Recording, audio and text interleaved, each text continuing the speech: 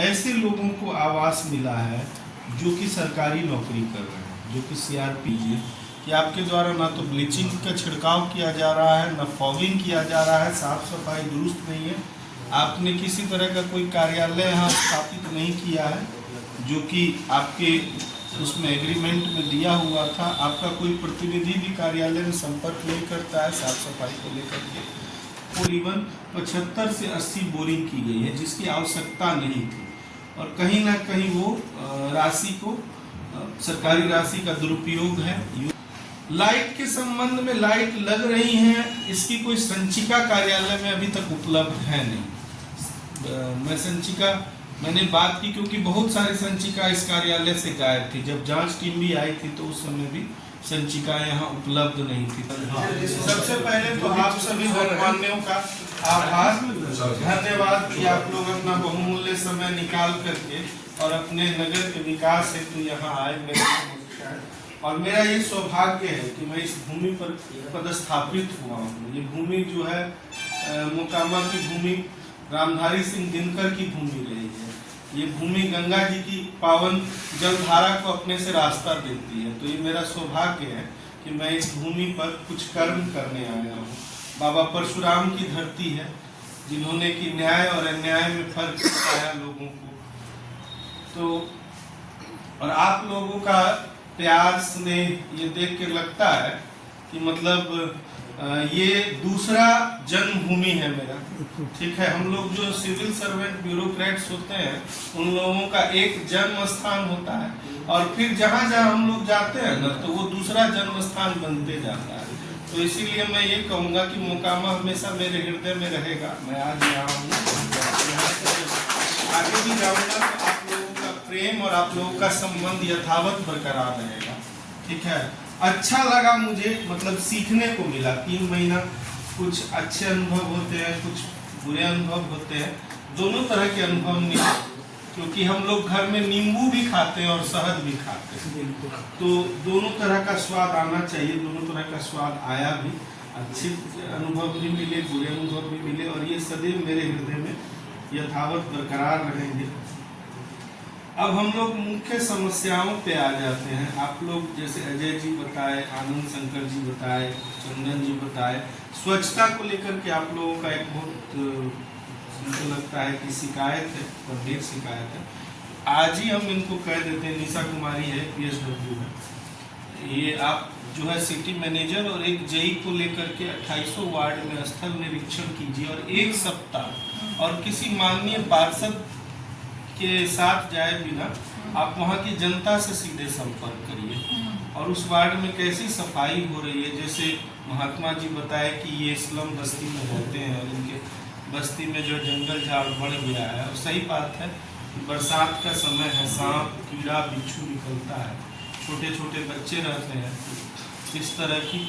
और कि पिछले 3 महीने से आपके द्वारा सफाई में निरंतरता दिखाई, वो तो जांच के दायरे में है। वैसे आप लोगों को पता ही होगा, यहाँ 24/4/2025 को एक जांच टीम आई थी नगर विकास से, तो उसमें माननीय उपसभापति ने कुछ बिंदु उठाए थे, उन्हीं की जांच करने आए थे। उन बिंदुओं में 7-8 बिंदुओं में एक बिंदु यह भी था कि उस एजेंसी को जो यहाँ पर काम कर रही है साफ सफाई का, उसके राशि में अप्रत्याशित वृद्धि हुई थी तकरीबन 15 लाख की। तो उन्होंने वो आरोप पर कार्रवाई करते हुए 1 सप्ताह हम सघन जांच अभियान चलवाते हैं। ठीक है, हर वार्ड में आप जाइए, हर गली नुक्कड़ चौक चौराहा जो प्रमुख है, खास तौर पर बाजार का एरिया, स्टेशन का एरिया, इन सब क्षेत्रों में जो रेजिडेंशियल पॉश एरियाज, हाँ रेजिडेंशियल पॉश एरिया है उसमें, और उसको सारा फोटो GI टैग लगा करके उस एजेंसी को दीजिए, और उसको 1 सप्ताह का अल्टीमेटम दे दीजिए कि आपके द्वारा ना तो ब्लीचिंग का छिड़काव किया जा रहा है, ना फॉगिंग किया जा रहा है, साफ सफाई दुरुस्त नहीं है। आपने किसी तरह का कोई कार्यालय यहाँ स्थापित नहीं किया है जो कि आपके उसमें एग्रीमेंट में दिया हुआ था। आपका कोई प्रतिनिधि भी कार्यालय में संपर्क नहीं करता है साफ सफाई को लेकर के। कोई अभी बता रहे थे कि उसको ड्रेस नहीं मिला, चंदन जी बता रहे थे। तो इस तरह की शिकायतें आई हैं। आप अगर 1 सप्ताह के भीतर अपना पक्ष रखें, ये एक काम कर लीजिए। दूसरा, बिंदु जो आया हमारे समक्ष आवास को लेकर अक्सर आ रहा था। तो चंदन जी, बड़ी दुख के साथ मुझे ये कहना पड़ रहा है कि अपने यहाँ आवास में इतनी बड़ी गड़बड़ी हुई है कि ऐसे लोगों को आवास मिला है जो कि सरकारी नौकरी कर रहे हैं, जो कि सीआरपीएफ में नियुक्त है, और आवास की संचिका में ना जाने किस कर्मी ने वो राशि भी अपने खाते में भी भेज दी है। कभी ऐसा काम भी किया है कि उससे बंदरवाट करने के लिए बिना वर्क ऑर्डर के राशि को हस्तांतरित कर दिया है। इसमें कुछ कर्मियों की जो पूर्व से कार्यरत थे उनकी संलिप्तता है। साथ ही जो टीम आई थी उसमें आवास सहायक के बिंदु को लेकर के भी जांचा है। चूंकि हमारे नगर निकाय क्षेत्र में आवास सहायक का पद होता नहीं है, हम लोग सीएलटीसी जो विभाग से आते हैं उनसे काम कराते हैं। जो असिस्टेंट, टेक्निकल असिस्टेंट आते हैं, कंप्यूटर ऑपरेटर आते हैं, उनसे और अपने कर्मियों से। पूर्व में यहाँ के कुछ कर्मी जो आवास का काम देख रहे थे, उन्होंने लोगों को भ्रमित करके, जिनका पक्का मकान बनाया हुआ था या कुछ अन्य जो उसके लाभार्थी नहीं थे, योग्य लाभार्थी, उनको पैसा देकर उनके साथ बंदरबाट किया है। और अब स्थिति ये हो गई है कि इसी चलते मोकामा में जो योग्य लाभुक भी हैं उनको देने से भी विभाग पहले कह रहा है कि 5 बार जांच लीजिए, ठीक है, क्योंकि ये मसला बड़ा गंभीर है। मेरे पास तो कई ऐसे लोगों के नाम हैं जो कि सरकारी नौकरी में कार्यरत हैं और उनको दिग्भ्रमित करके यहाँ के कुछ कर्मियों के द्वारा उन्हें आवास योजना का लाभ दिया गया। अब अगर गहरी जांच होती है तो वो लोग भी दायरे में आएंगे, उनसे भी रिकवरी होगी, हो सकता है कि एफआईआर तक की नौबत आ जाए।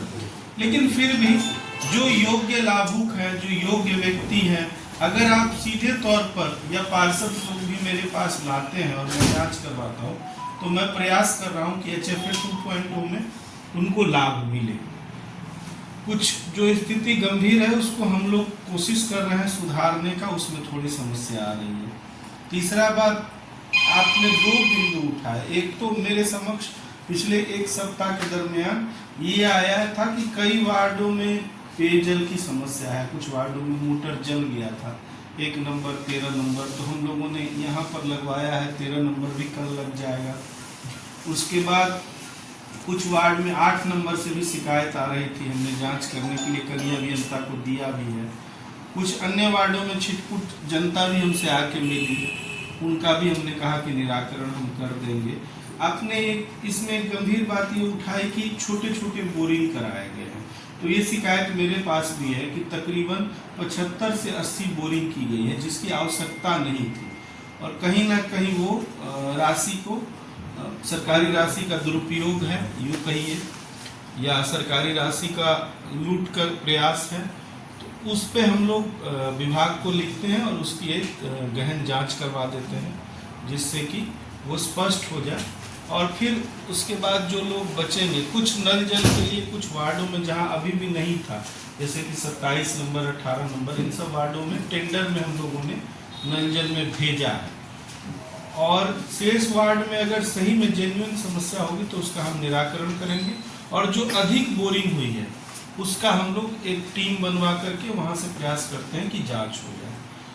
लाइट के संबंध में, लाइट लग रही हैं, इसकी कोई संचिका कार्यालय में अभी तक उपलब्ध है नहीं। मैं संचिका मैंने बात की क्योंकि बहुत सारी संचिका इस कार्यालय से गायब थी। जब जांच टीम भी आई थी तो उस समय भी संचिका यहाँ उपलब्ध नहीं थी। तो जो डीलिंग असिस्टेंट है उससे हम एक बार पत्राचार करते हैं कि वो कहाँ से लग रही है, किस आधार पर लग रही है, किसने उनका वर्क ऑर्डर दिया है, कौन पेमेंट करेगा, क्योंकि नगर निकाय में इस तरह की संचिका लाइट की उपलब्धि नहीं है कोई भी। और लाइट मनमाने तरीके से कोई कुछ लोग अपना लगा रहे हैं, कुछ लोग बता रहे हैं कि उस जगह 4 लगा है, 8 लगा है, 10 लगा है। तो चूंकि इस तरह की कोई संचिका ही कार्यालय में उपलब्ध नहीं है तो लाइट के ऊपर अभी हमको टीका टिप्पणी करने में थोड़ा सा समय चाहिए। हम जांच करवाते हैं इसका। अंतिम नगर परिषद सौंदर्यकरण की बात हो रही है, तो चूंकि हर माह जो है बोर्ड की बैठक होती है और बोर्ड की बैठक जो है 28 वार्डों तक सीमित नहीं रहती है। हमारी नगर पालिका अधिनियम 2007 की धारा 55 कहती है कि ये सामान्य जन के लिए खुली रहती है। इसमें आप लोग अपने पार्षद के माध्यम से या स्वयं भी उपस्थित होकर के लिखित तौर पर अपना बात पहुंचा सकते हैं कि विकास को इस रूप में देखा जाना चाहिए या इस रूप में होना चाहिए। तो उससे क्या होगा कि कई चीजें, हम लोग भी पदाधिकारी हैं, कई सारे कामों में व्यस्त रहते हैं, हम लोग बॉटम डाउन तक नहीं पहुंच पाते हैं अजय जी। कई बार ऐसा चाह करके भी हम नहीं पहुंच पाते हैं किसी एक गली में, किसी एक व्यक्ति के पास। तो आप लोग माध्यम हैं, आप लोग आँख नाक कान हैं, चूँकि आप शहर के जनता हैं, प्रबुद्ध लोग हैं, और आप लोग तहे दिल से ये चाहेंगे कि मोकामा का विकास हो। और मैं आपको विश्वास दिलाता हूं कि मेरा सदैव ये प्रयास रहेगा जब तक मैं मोकामा की धरती पर कार्यरत रहूंगा। और यहाँ से स्थानांतरण के बाद भी अगर कभी मुझसे मोकामा की जनता के लिए, मोकामा के लोगों के लिए कुछ भी बन पड़ेगा तो मैं जरूर करूंगा, क्योंकि एक आत्मीय लगाव आप लोगों से हो गया है। मेरी नौकरी लंबी है, आगे भी मैं इस विभाग में रहूंगा। तो अगर आप लोग कभी भी मुझसे कोई सहयोग कहेंगे ना तो मैं जरूर करूंगा। अभी तो मैं पदस्थापित हूँ तो मैं कर ही रहा हूँ, आगे भी मैं करता रहूंगा। तो उस समय जब बैठक हो तो आप लोग आए, अपना बिंदु रखें, या प्रेस मीडिया बंधुओं के माध्यम से आप लोग अपनी बात पहुंचा सकते हैं किसी कैंपेन को चला करके। जैसे हम लोग वहाँ थे, अररिया में थे उस समय, तो वहाँ हम लोगों ने एक कैंपेन चलाया कि सर्दियों के समय में नेकी की दीवार करके एक हम लोग लगाए थे कि उसमें जो लोग सक्षम है वो अपना वस्त्र कंबल निःशुल्क वहाँ रख सकते हैं, और जो जरूरतमंद होगा नगर परिषद के माध्यम से उसको डोनेट हो जाएगा। तो इस तरह की एक हम लोग नेकी की दीवार बनाए थे, उसमें हम लोग हैंगर टांग दिए थे 150 लोग, 150, और बहुत सारे लोग, कोई शर्ट डोनेट करते थे 5 पीस, कोई कंबल डोनेट करते थे, कोई जैकेट डोनेट करते थे, और जो गरीब लोग होते थे वो वहाँ से ले भी जाते थे। तो इस तरह का कैंपेन हम लोग चलाएं ताकि लोगों का हित हो। यहाँ चलवाइए जाड़े में। जी जी जी। तो और सौंदर्यकरण में बहुत सारा काम है। और एक चीज़ और आपको बता दूं, प्रेस मीडिया बैठी हुई है, कि हमारा विभाग ना अभी नगर परिषद मोकामा को लेकर के इतना वो है कि अगर हम लोग अच्छे से काम करें तो वहाँ माननीय मंत्री जी ने स्पष्टता के साथ कहा है कि किसी तरह की राशि की कमी नहीं है, आवंटन की कमी नहीं है। अभी मैं 2-3 दिन पहले यहाँ के घाट के लिए एक प्राक्कलन अनुमोदित करा के विभाग में समर्पित करके आया हूँ। तो विभाग संपूर्णता के साथ हमारे पीछे खड़ा है। हमें जरूरत है कि तन मन से हम लोग काम करें, निष्ठा से काम करें। अभी जैसे कुछ दिन पहले परशुराम महोत्सव के समय में माननीय डिप्टी सीएम साहब भी आए थे, वो घोषणा करके गए थे, और घोषणा होने के 1 महीने बाद जब कुछ हुआ नहीं तो पर्सनली उनके द्वारा फोन आया उनके पीए का कि उसमें सर घोषणा करके गए थे, अभी तक कोई कार्रवाई नहीं हुई है, आप जल्दी से प्रस्ताव समर्पित कीजिए। इसके लिए साक्ष्य है महात्मा जी, और हम लोग उसका तैयार कराकर भिजवा दिए। तो सरकार एकदम तैयार है राशि देने के लिए, आवंटन देने के लिए, हम लोग काम कराएं, और इसमें आप लोगों का सहयोग जरूरी है। किसी तरह की बाधा उत्पन्न नहीं हो। कुछ लोग हैं जिनकी मंशा है कि बाधा उत्पन्न हो, ठीक है, नियमानुकूल नहीं चलना है, तो ऐसा हमारे रहते तो कम से कम नहीं होगा। हम नियम के अनुकूल ही चलेंगे और निष्ठा से अपना काम करेंगे। अंतिम बिंदु जो हरे कृष्ण जी उठाए